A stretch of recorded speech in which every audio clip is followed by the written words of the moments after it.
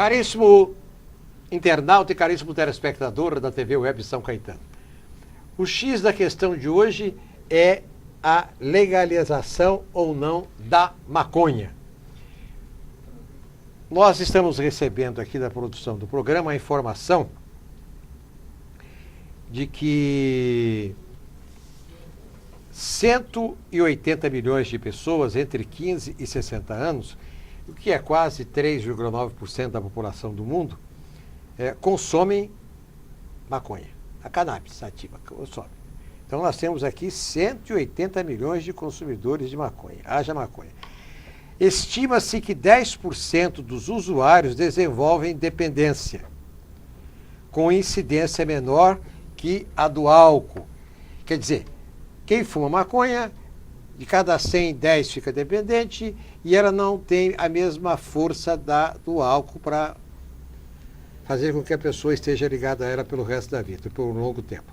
Pois bem, o doutor Éder Xavier talvez pudesse, se ele fosse ministro do Supremo Tribunal Federal, do Superior Tribunal de Justiça, ele dizia assim: Ney, não me faça a segunda pergunta, a primeira sim, a segunda não, porque esse aí é um caso que eu ainda vou julgar. Porque esse assunto aqui, um dia vai acabar na Câmara Municipal de São Caetano. Ou então, se demorar um pouco mais, vai acabar na Prefeitura. E o senhor já vai estar sendo prefeito de São Caetano. Então, muito bem. Mas antes de fazer a segunda, eu quero fazer a primeira pergunta. A primeira é a seguinte. Nós tivemos aqui, doutor Éder, caríssimo internauta, telespectador, a primeira marcha da maconha realizada na história de São Caetano. Todo mundo foi contra, todo mundo repudiou. O único que foi a favor da marcha foi Éder Xavier. Por quê? Olha, como nós temos que ter coragem, não ser hipócrita, não fazer o jogo, aquele jogo popular da política vil, sem fundamento, oposição ou situação de acordo com o vento. Então temos que ter responsabilidade. Muito bem, é evidente que aqueles que são opositores à renovação em São Caetano do Sul podem pegar esse programa e a sua fala e dizer assim: o Éder é a favor da maconha e dos maconheiros.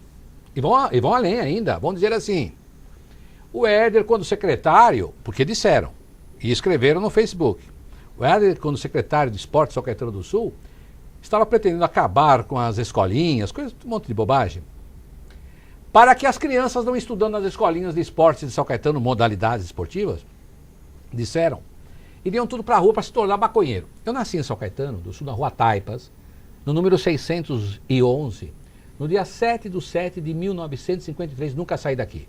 Casei, tenho 4 filhos, tenho netos.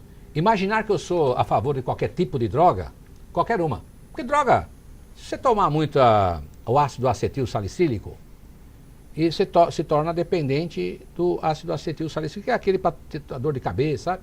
Tem gente que aquele é para tomar lá 100 gramas, quando é para prevenir infarto. E quando está com a gripe para baixar a febre, você usa lá 500 mg.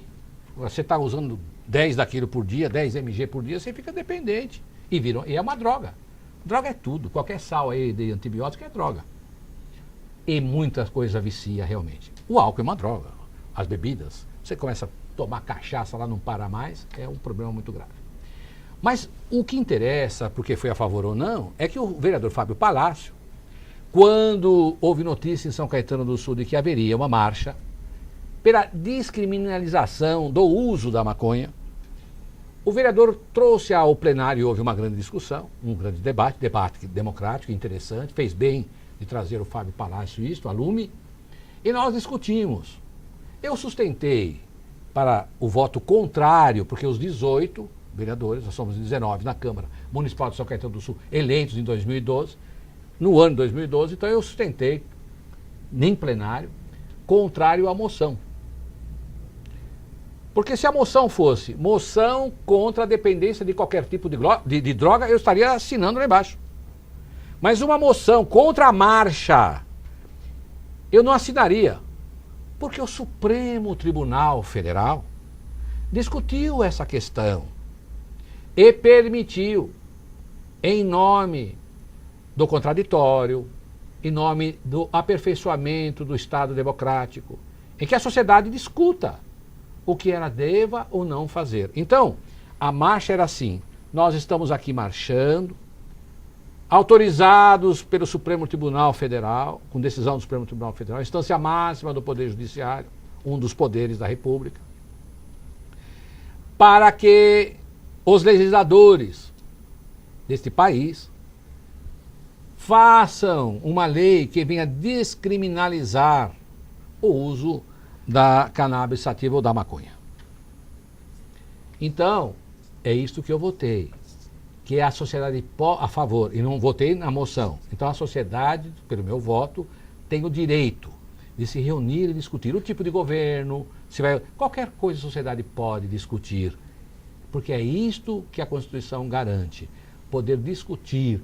Agora, a marcha, evidentemente, reitero, se fosse um ato de repúdio da Câmara de São Caetano do Sul contra que se instale no ser humano a dependência de qualquer tipo de droga, álcool, cerveja, cachaça, pinga, o que fosse, é evidente que eu ia assinar embaixo.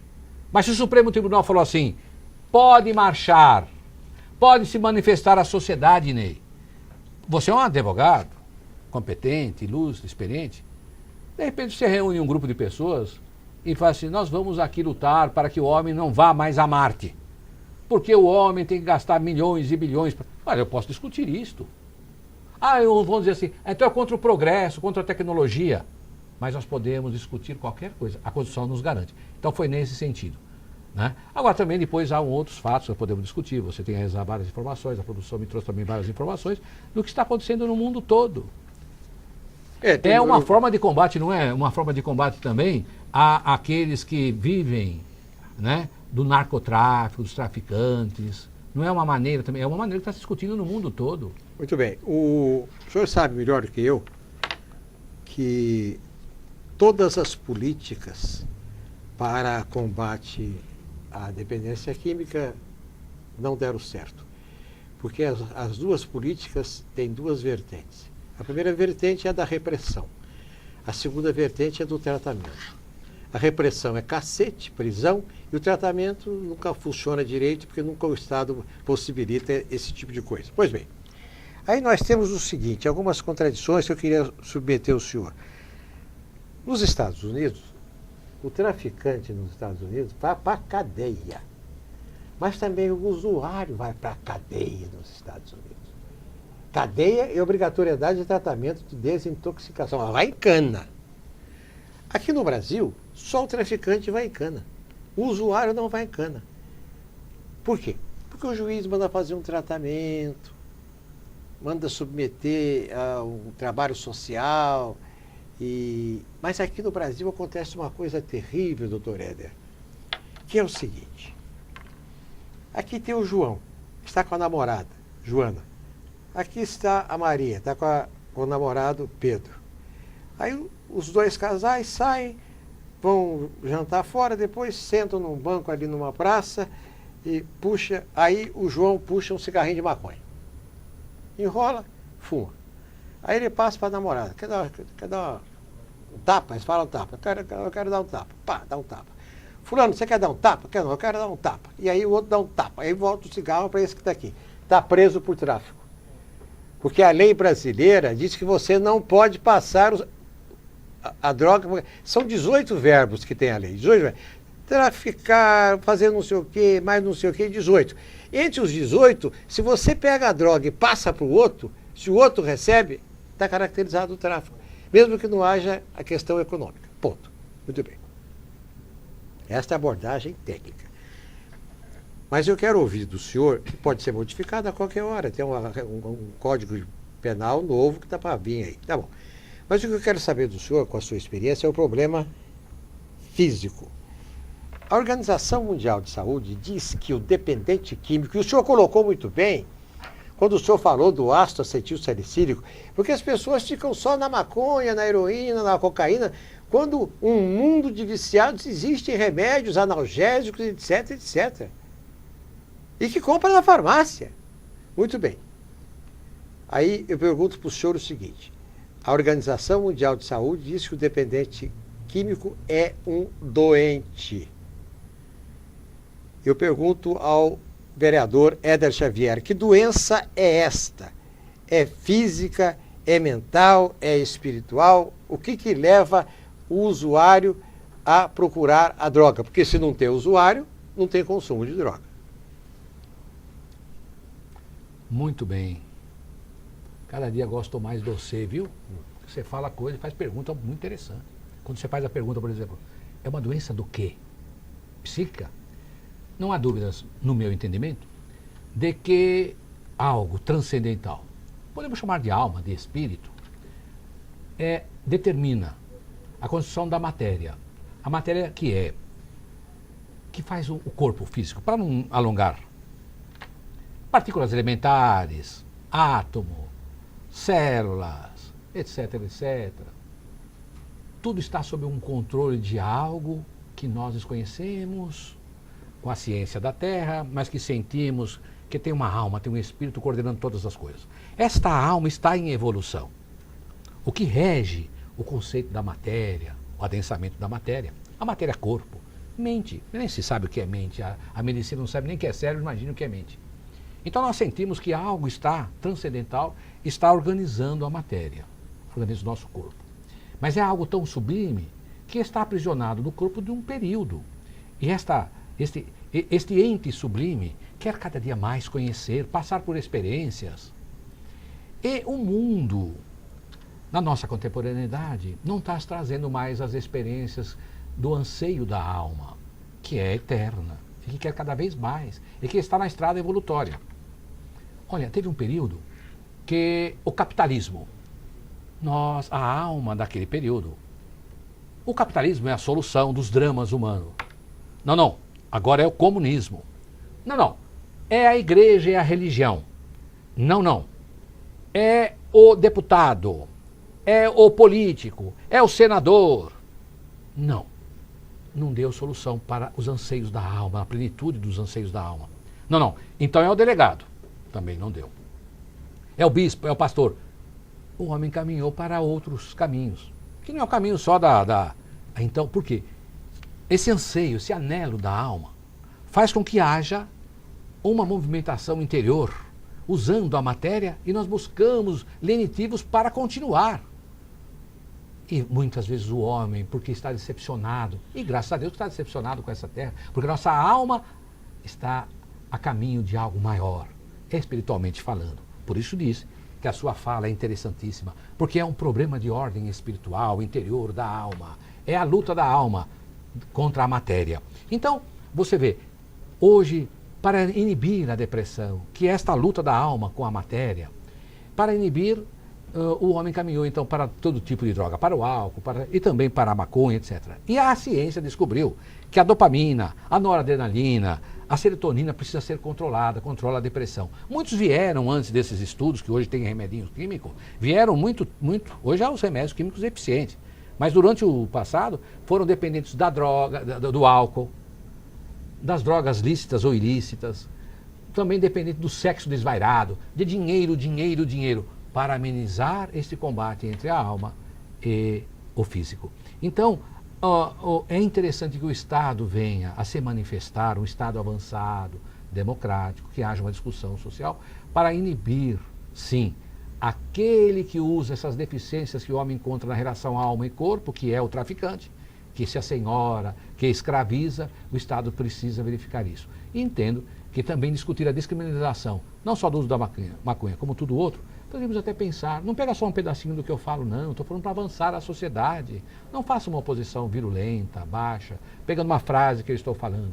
Mas até imagino, viu, Ney, que se o Estado dissesse assim, você quer usar heroína? Senta aí, me dá o teu nome, não é o traficante que vai escravizar você. Eu, Estado, vou desintoxicar você, mas vou também dar a esse momento, porque é terrível o cara ficar dependente, ele sobe pelas paredes, se mata e mata os outros.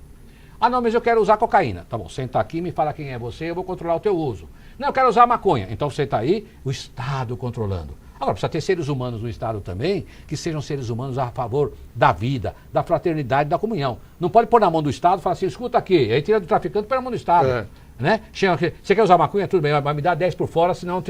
Isso não. Tem que ter gente honesta. E estamos em evolução, acho que vamos chegar nesse período. Agora, o que é interessante, objetivamente, é que haja discussão de qualquer tipo de uso. Porque fazer hipocrisia, e você que toma cachaça aí o tempo todo e faz maluquice? Por que você não é preso, hein? Então, não vamos fazer uma confusão entre o uso de droga e dependência de droga sem a participação do Estado para solucionar esse problema. Esse é meu ponto de vista em relação a isso, Ney. Pois bem, eu acho que as pessoas deviam, como nós do Brasil temos marchas pró-maconha, legalização, descriminalização, e temos depois a marcha que é contra... Então, já está organizado os dois lados aí, né? Eu acho que a gente deveria gerar um estudo aqui no Brasil, um estudo que dissesse qual é a influência da maconha no uso do dependente químico brasileiro. Porque aí a gente teria uma posição. Né? Por exemplo, por que razão que o Uruguai tomou essa decisão? Eu não sei. Pode ser por questões econômicas. O Uruguai passa a plantar a maconha e só ele pode vender, então ele vai ter lucro nessa história. Né? O estado do Colorado foi o primeiro estado americano a permitir o uso farmacêutico, medicinal da maconha. Parece que em São Francisco também já a pessoa pode adquirir determinadas quantidades, até um limite X, desde que vá com uma receita médica. Porque parece que alguns problemas da alma, que são manifestos através de depressão, qualquer outra coisa, parece que estão sendo usados elementos da maconha para amenizar. Né? Mas aí a gente precisa ter em definitivo. O senhor acha que... Eu acho difícil. É claro, os ventos mudam, mas eu acho, a curto prazo, eu acho difícil que seja aprovada uma legislação no Brasil. O que o senhor acha? Eu também vejo que é difícil. Você vê o problema do aborto, né? Quer dizer, a dificuldade do aborto, o aspecto religioso menor, da religiosidade, nem religioso, religiosidade.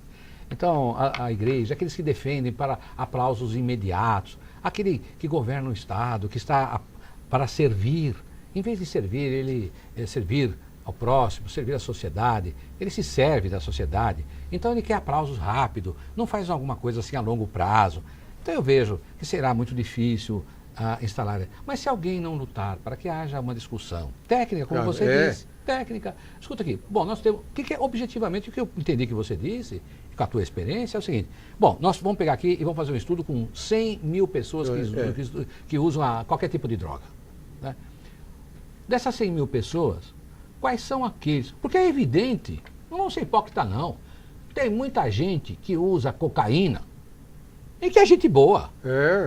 Ele está lá de empresa, ele não fica maluco, não vai roubar, não vai assaltar, porque ele não usa aquela cocaína com pó de mármore, com não sei o quê, aquelas conversas toda, que é os traficantes que fazem isso. Então, precisa verificar, desses 100 mil usuários de qualquer tipo de droga, inclusive do álcool aí, da cachaça doida, que deixa muita gente doida para bater na mulher, etc. e tal. Então, fazer uma análise, como você bem disse, Ney, quais são as consequências sociais disso, não é? Então, eu penso que você está muito certo a fazer uma consideração a respeito da abordagem realista do consumo e a buscar alternativas para tratar o problema da droga. Mas todo tipo de droga, não é? A maconha, cocaína, LSD, sei lá qual tipo de droga. Insisto. Numa coisa honesta, numa análise como você falou, eu tenho certeza, eu aqui estou chutando, não tenho dados, mas é bem possível que o uso... não é proibido tomar cachaça, mas que o estrago social que faz a cachaça acho que é maior. Tirando aquele que fica doidão e porque não está dependente de uma droga e começa a matar lá, roubar um carro aí, vender ele por R$100 para tomar a droga no outro lado.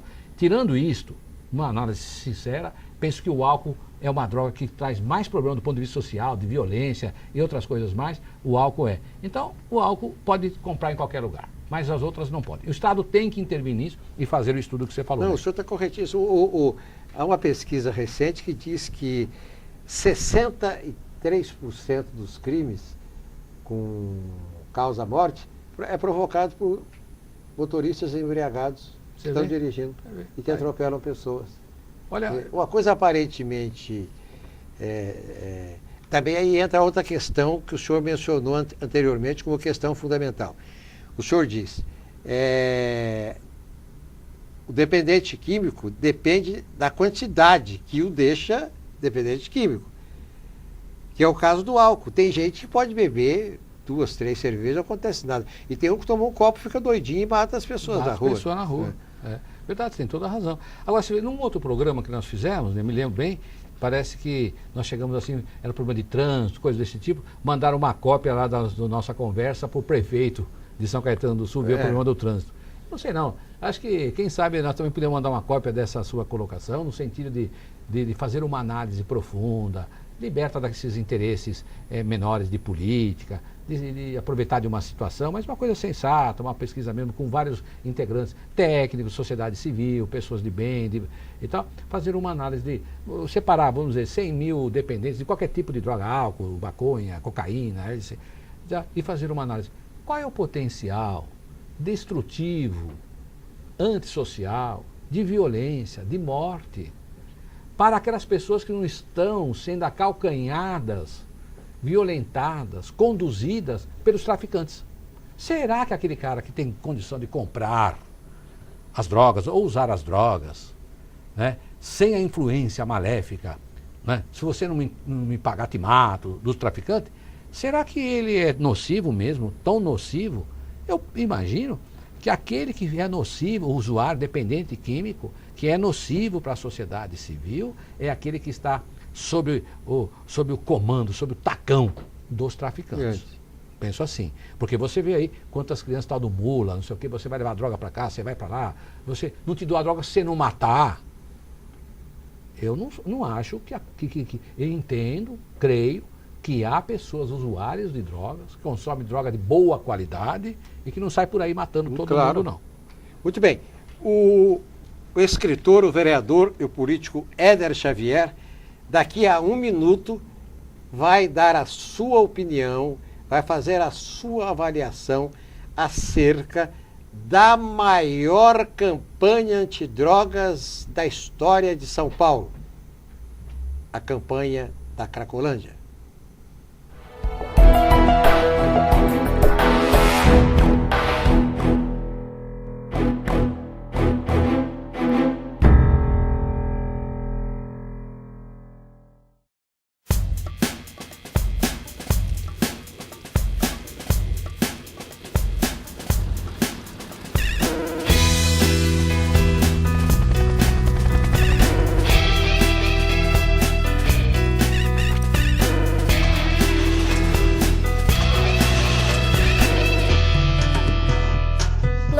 Precisa do Greenpeace. O Greenpeace precisa de você. Junte-se a nós.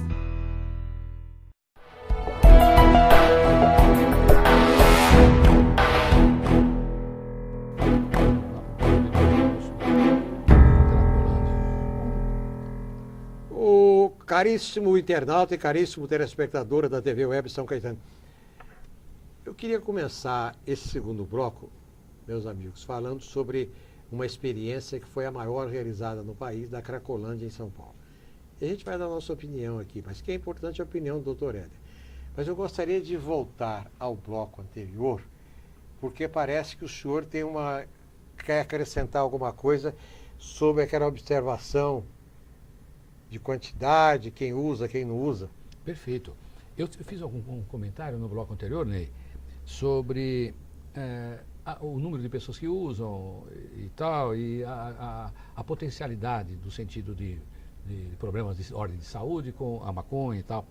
E isso eu fiz no bloco passado. E a produção agora acaba de me passar o seguinte, que tem um relatório mundial sobre drogas que foi divulgado pelo Escritório das Nações Unidas, que, embora proibida a maconha, é uma das drogas menos perigosas do mundo, atrás do álcool e do tabaco. Ou seja, o álcool e o tabaco violenta mais a saúde do seu usuário ou dependente do que a tal da cannabis sativa, ou seja, da maconha.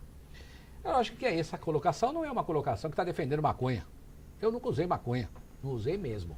Porque tem muita gente que até fazer política boba, fala assim, e aqui não é só no Brasil, Estados Unidos, presidente americano. Quando eu era jovem, eu experimentei, mas não traguei. Eu não traguei. Isso aí é uma conversa muito hipócrita, muito hipócrita de político idiota do passado. E, inclusive, presidentes americanos, eu não traguei. É o seguinte, ele tá dando tapa até hoje, como você falou. Dá um tapinha aqui, outro tapinha lá. Só que ele não sai na rua, viu? Ele, como é rico, aí da turma recebe abraço ainda. Mas o que é interessante é essa hipocrisia. Você falou daí da Cracolândia, né? A hipocrisia que faz.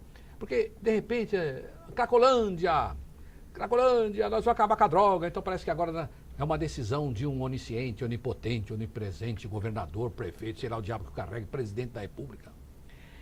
E ele, então, agora vai solucionar todos os problemas. Aí cria uma leizinha lá. Olha, vamos pegar o pessoal que usa na Cracolândia e vamos dar estrutura, porque realmente o negócio de bater, prender não resolve, então vamos...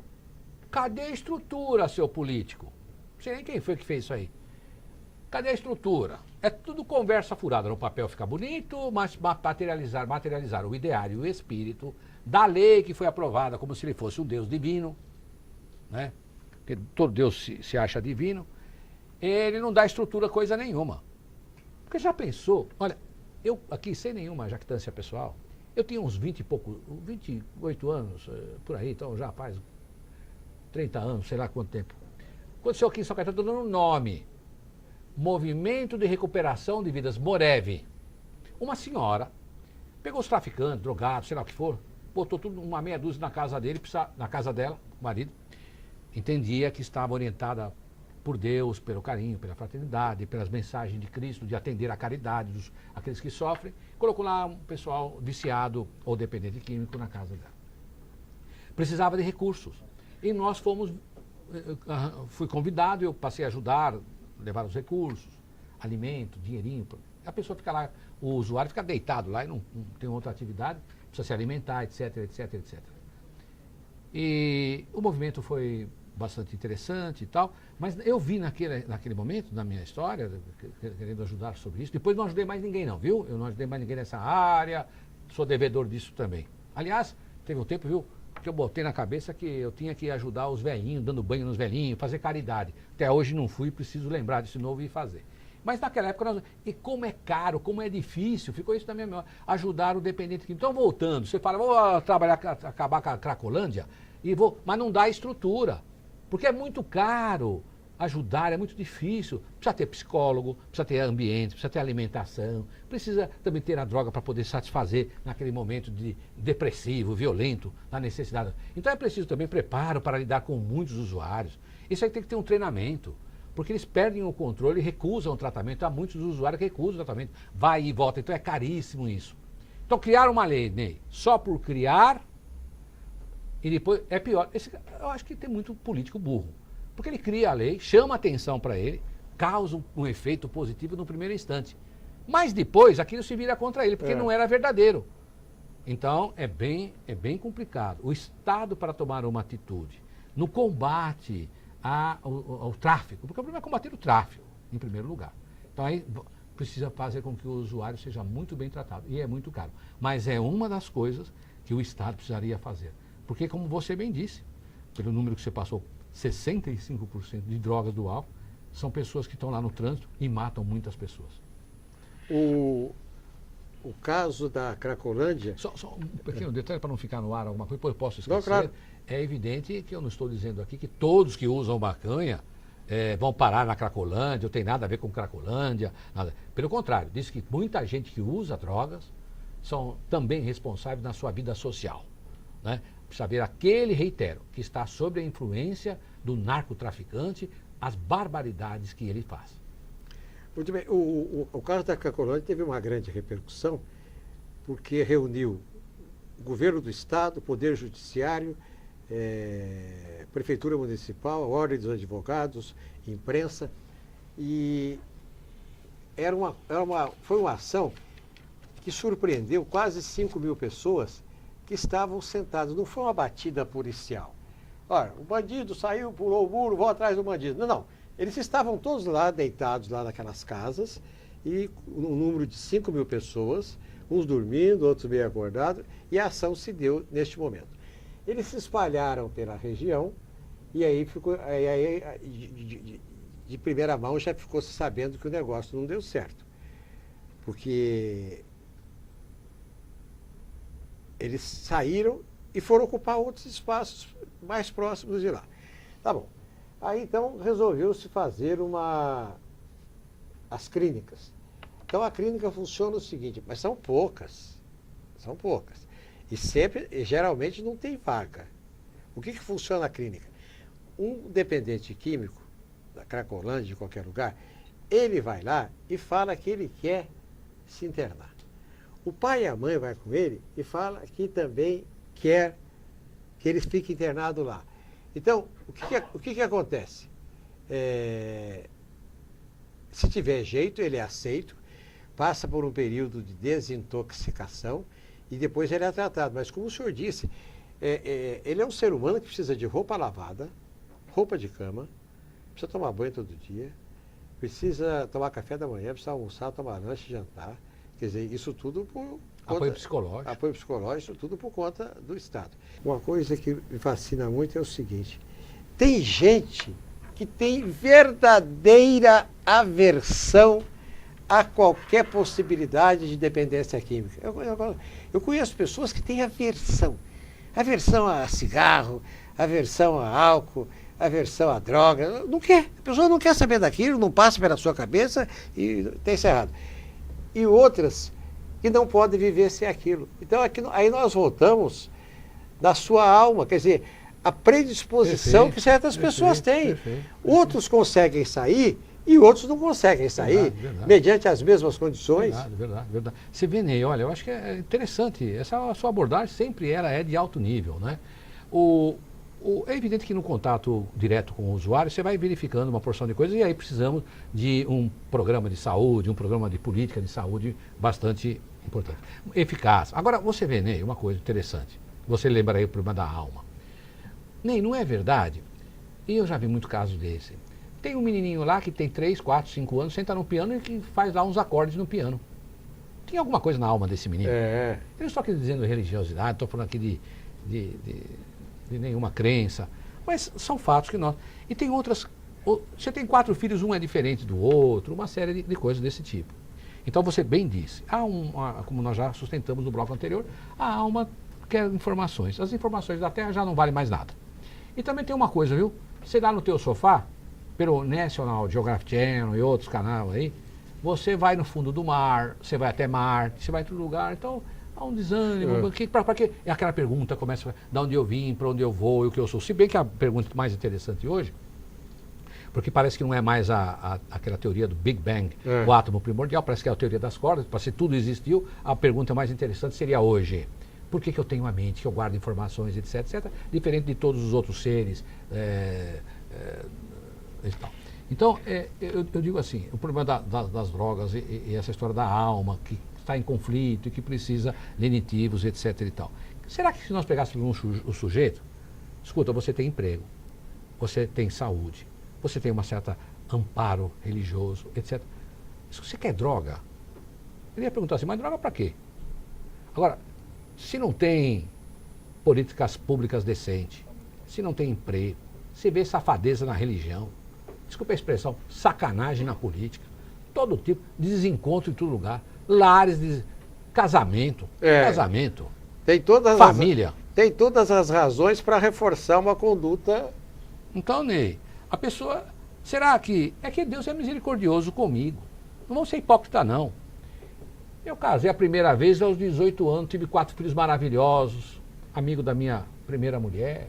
Deus me deu a oportunidade de ganhar alguma coisa na vida, lutei bastante, venho lutando. Mas tudo bem, correu bem, tenho tido saúde. Será, Ney? Vamos ser sinceros. Por isso que o que eu estou falando nesse sentido é falar do Éder. Quantas pessoas estão nessa situação? Então, nós que não estamos numa situação mais difícil, deveríamos estimular o Estado a agir, assim, lato sensu na questão das dependências químicas, da dependência química. Então, será que se eu tivesse um pai muito doidão, tive um pai maravilhoso, uma mãe maravilhosa, pobres, professor de corte e costura e pai marceneiro, mas com uma formação religiosa, espiritual, que deu amparo para a nossa família. Agora, Será que se eu viesse nascer aí num lar, onde que a mãe está já com o problema das drogas, o pai está sendo escravizado pelos traficantes, roubando, fazendo, o traficante lá me deu uma surra danada, estuprou, fez o diabo comigo, né?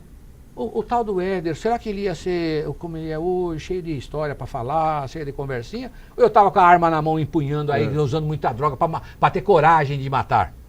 Então, se Deus nos deu a oportunidade de ter uma vida, ou uma história, ou uma existência terrena menos turbulenta, vamos dizer assim, então nós temos a obrigação de discutir não com hipocrisia. Oh, eu sou contra a droga, viu, pastor? Eu sou contra a droga, viu, padre? Eu sou contra a droga. Isso é hipocrisia danada.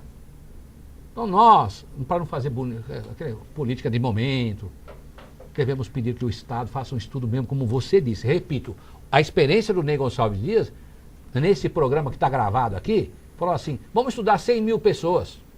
Vamos estudar 100 mil pessoas de verdade, sem hipocrisia. E verificar qual é a contundência de que os usuários de drogas, aqueles que não estão escravizados pelos narcotraficantes, qual a contundência? O que ele faz de malefício para a sociedade civil? Isso não é apoiar o uso de droga, nem dependência de droga, mas é, sem hipocrisia, enfrentar o problema. O Estado tem que ser assim, como você falou, Ney. O e-mail que o Gustavo Baena está colocando aqui no vídeo, você vai usar este e-mail para mandar uma mensagem para Éder Xavier, a favor ou contra, e qual é a sua sugestão? Éder Xavier aguarda o seu e-mail. Até a próxima semana. Bom, quero dizer aos meus caros internautas, aos telespectadores, como você disse, que nós levantamos aqui, Ney, algumas questões do aspecto das drogas, e para ampliar esse debate, é um debate. É o que dizem assim os comunicadores, os estudiosos, assim, brainstorming. Nem sei o que quer dizer isso em inglês, mas parece que é tempestade de ideias. Então ninguém está a favor disso, não faça, você aí que é opositor, não pega um pedacinho e fala bobagem da gente, não. Nós estamos querendo contribuir sem hipocrisia, para encontrar o caminho para o tratamento das drogas no Brasil.